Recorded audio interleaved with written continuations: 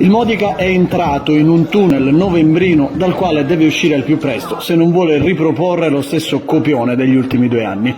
Contro la Leonfortese è arrivato il secondo pareggio consecutivo dopo Palazzolo che se da una parte non allontana i rossoblù dalla vetta, dall'altra fa gridare allo spreco per quello che poteva essere e non è stato.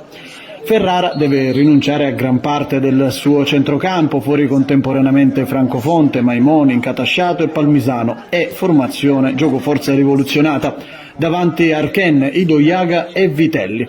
I tifosi si aspettano la risposta dopo la sconfitta di Milazzo, ma la prima emozione è biancoverde con Cosendei che tutto solo spreca clamorosamente davanti a Pontè e il terzo minuto e le premesse non sono delle migliori.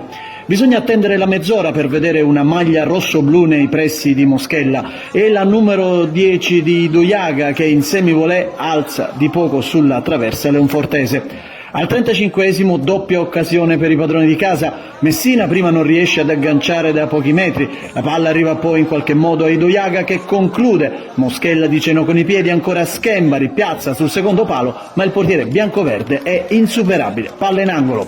È l'ultima occasione di giornata del Modica perché nel secondo tempo i rossoblù non riescono a tirare una sola volta nello specchio della porta. Al 35esimo Pontè esce alla disperata sui piedi del neoentrato alla porta, decisivo il portiere argentino. Così come Rallo 4 minuti più tardi salva sempre su uno scatenato la porta. Nei 6 minuti rimanenti più i 5 di recupero non succede praticamente nulla. Il pubblico alla fine esprime tutto il proprio disappunto al triplice fischio dell'arbitro. La paura di un déjà vu degli anni passati è veramente forte.